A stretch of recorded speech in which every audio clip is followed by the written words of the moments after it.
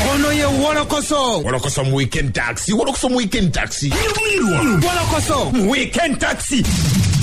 Savugidewa. Ani gwe bakutenani. Ani akumenya ukani. Yonna mu Wolokoso. Wolokoso. Wolokoso.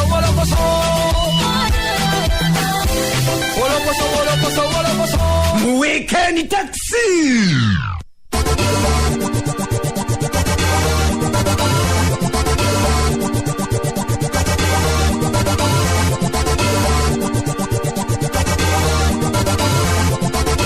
Kuchenda musamba kasiti sasa tuve mu Mofa Radio Simbe mpologoma enunje yademe nkubuzako najo sinzira kubira mpozi ngate otumbude ne kugamba nti oli wakabinyo webale kubira mpozi ngate otweyungako esawa yonanga ate otfollowinga mu buli programs ezenjawulo zitubira mpozi tukutereddeyo nobiranga ate ozinyumira nole sawa eno atuyingire mpozi ate ne program yave Wolokoso mu weekend taxi nze Sula Senyonga Mr Mosquito Haji Titibya omubwati ajiwa omubwati atenga mpozi je bujja ko ankoko kalamu ajja kuberanga neyungako ate tuongere kubira mpozi nga tukijanjawaza bulungi nnyo nenge kugamba nti gwegwe nyini atufollowinga ku platforms ezenjawulo kugamba nti oli wakabinyo waloba nafa atufollowinga ku Facebook page yaffe tubagamba nti muli gwena atamanyi Facebook page yaffe genda ku Facebook kati teka mwe kigambo nti femwe double F okitegedde ogenda kubira mpozi ngate otufuna bulungi nnyo then osobola okutufuna still ku www.afcloud.com ekigambo ekyo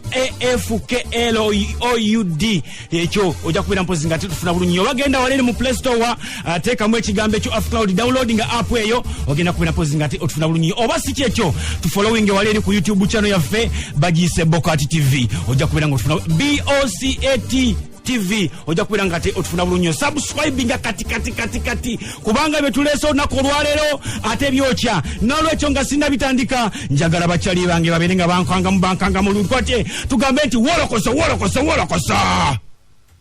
wanje tuwe chali wafe Wolokoso yangu otobusa mani njagala kubaddemu abali sexeko Haji Titibya lutuwe njagala bali sexe muko abali mmanyi okubeera nga babasobola balina muhabbat nawe Haji Titibya lutuwe kale mumpe ku salamu bwanga obulola bwagaana. Assalamu alaikum Haji wafe omubwati. Wa alaikum salam bahajati bange mwenna bwe bati abange nzeka bwe mbwati bwati nkole ntya bahajati Haji Titibya nawe mulwagala ndubawe abantu tandikirewa wenyini awonawe Haji Titibya sijja kubatima bahajati bange kandu tandikire wano wenyini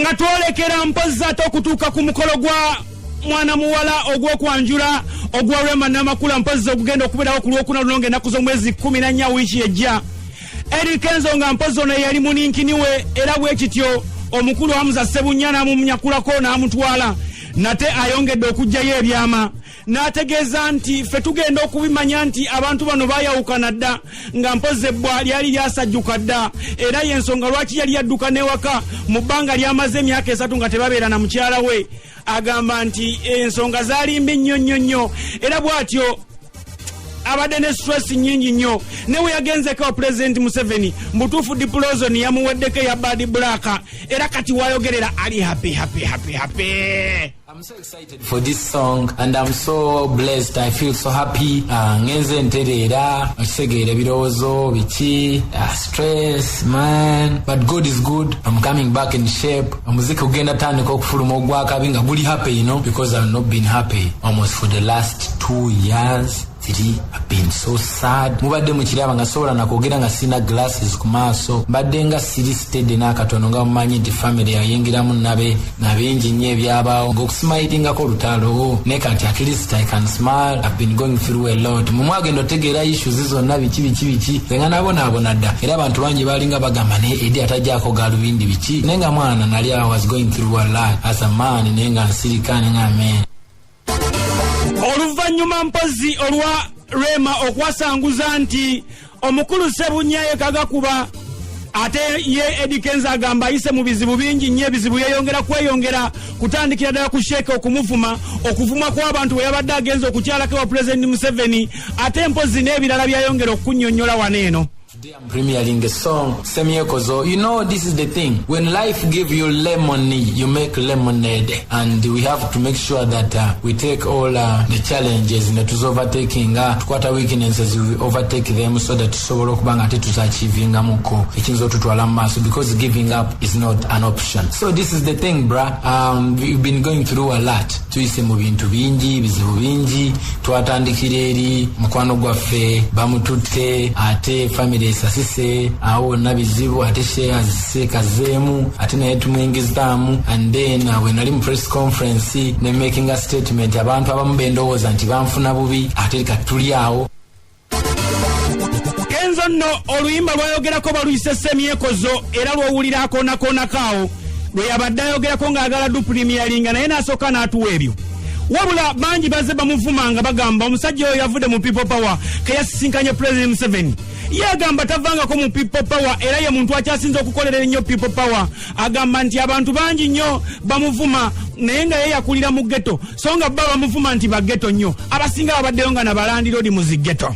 Ndabye abantu bangi nnyo abayinza okulowooza nti baagala People Power okunsinga era abalowooza nti balina kye bakoledde People Power okunsinga. Go and revise your books wisely because njikoledde ebintu bingi ate nkyagikolera kubanga nze ndi musajja wa ghetto era gye nvudde ne bye nkoledde ghetto mubimanyi. Come introducing omuntu gwe muvuma yaani era gwe muyisaamu amaaso gwe mutwalanga bwe mulengezanga bwe mulaba nze nyina Eddie Kenzo Foundation. Eddie Kenzo Foundation erabirira abantu ba mu ghetto abayina mwasiriza. Lwaki nkikola nti gye nava manyiyo bulungi nnyo era ensonga lwaki kasente kange akatono kenkola mbadde nga nzizaayo kubanga I believe nti abantu abatutwala tebakoze enough okubanga balabirira abantu bwe mu ghetto b'omuntu we wansi kubanga nze nava wansi. Nze tata wange yali asikali nga gula gate nze ndi mwana wa mupakasi ndi mwana wa munaku yefa abali abanaku mu ghetto mwabasinga muyita ba ghetto nenga mu ghetto mwalinga na balandiroodi.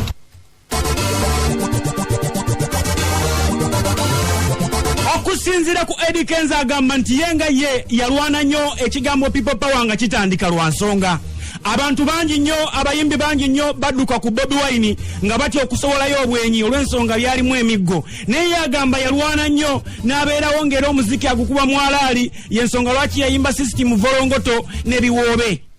Kambabulire baganda bange mujjukire bulungi nnyo nga People Power etandika butandisi nga abantu bonna badduka misinde ne bagenda ne beekweka nga teriyagala na kumentioninga kintu kyonna okustandinga His Excellency Bobi Wine. Bamukwata ne bamusiba muganda wange n'enkuba biwoobe nga fesi yange njijjeyo bwe nti no matter what kama mbaya ni mbaya n'enkuba biwoobe muwulira omuntu gwe muzanyirako kye yakola okuteekawo pressure so that muganda waffe embeera bagikwasa mikono ebiri muwulirize bulungi nnyo before you judge me. Bwe baddamu ne bamukwata n'entya neŋŋammaana situwanula asanga muganda ffe kati baagala mulaalira saatuula nakuba volongoto mumuwulirize bulungi mulabe kye yakola nawa gye yalaga ne noise gye yamakinga kakati munjajenge nga mulikamu mumanyiwa we standing ku kalenda ngeri gye nabeerawo mu muganda wange ne tukyalenga concert nga nalinya ku stage n'enkuba n'enfuluma nga bwe nazze nga sisabye yadde olwatanuwadde transport yadde amazzi. So judge me carefully.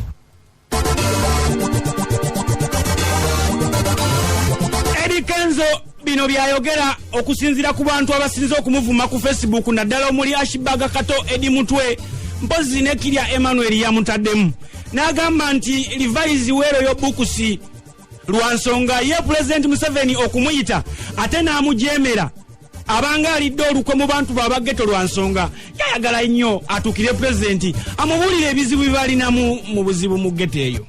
Kubanga effe ghetto ate Mukama Katonda amanyi ensonga lwaki yatuproducinga n'atujja mu ghetto n'atuteeka mu position muno mwe tuli. Bwe mbanga Mukama Katonda ampadde chance emiting omukulembeze w'eggwanga mbeeko bye mubuulira ebiva mu ghetto ate neŋŋaana okgendayo nga mu ghetto Mukama Katonda nze gwakyuzinza okuvaayo nsobole okufuna chance eyo. The chance I have today not to divide people but to unite people. Okusinziira ku Eddie Kenzo agamba bw'ati ebintu bingi ebinyiza abantu gwe lusi kyoyita ekitono ate kibeera kinene gyali bibino mpozi ebimu ku byo ebyasinga okumunyiza ennyo bw'atyo Eddie Kenzo n'adduka asisinka ne President Museveni oba oliawo yanaamuwa ku comfort. Eddie Kenzo agamba mbu bateesa bulungi nnyo ne Bobi Wine amunoneko ku kisaawe Entebbe bwe baali bakomawo bwe yali akomawo okuva mpozi e Bulaaya bwatyo Bobi Wine ate n'atakikola so nga yali amusuubiza nti kamunone bamale bagende basinkane Sheikh Muzata bogeremu ku nsonga zaabwe n'atamunona bwatyo n'anyiiga obusungu ne bumuluma nnyo ko ye kagenda ano ne kuko aga okuva President Museveni. Nze kambabireko katono njagala bawulira akantu katono ezimu ku nsonga ezancankalanya ziri zimu nti bwe nava Entebbe twali twogere ne mukulu wange nangamba nja kujja nkukime tugende twogere ne Seeka buli kimu tukijewo ne mugano problem nga njogere ne kusimbifo nga sinajja teyasobola kujja ne Saamu nenya though I wasn't happy about it because yandembulidde nti asobodde kujula kino nekiri I didn't get any notification natukawo nga embeera eri bwetu which is okay it is understandable oli mubaka oli mukulembeze wa People Power ate alina obuvunaanyizibwa era nakikkiriza nenga no problem n'ekintu ekyasinga okunnuma nti ngeri tuli nti ebizibu byonna byetwafuna ze ne bannange twabifuna lwa kigambo People Power ekyo kyo mukikkirize n'ekyali kibi nnyo nti ku bantu abakulira People Power tebasindikayo yadde babiri nti bane mugende musiibeko n'omwana oyo mulabe kyekiriwo bakutta abantu be abalala bali mu ddwaliro mugende mulabe obulamu butambula butyeyo newandisindisa omuntu omu nentambulako naye omuntu aba teetaaga bingi we need just akahaaga akatono.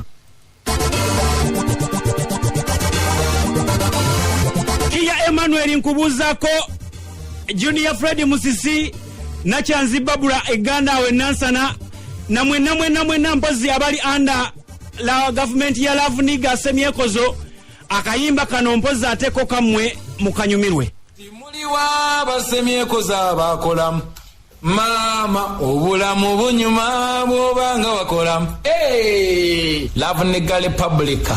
This is why we say nti abakyala beetaaga okuwa ku majja kitegeeza kintu tumale obudde nga tunoonya lupiiya kitegeeza kintu omwana ajja kweyagala naawe ojja kweyagala ebintu bijja kunyuma onfuna bulungi ensonga lwaki nakugambye wali nti ebintu bya buseere makeup ne bizigo babiseera nnyo banga ffe ba Love Niga abagaba sente Love n'ensimbi omwana saba beliva n'omuwa miliki nabuuka gwe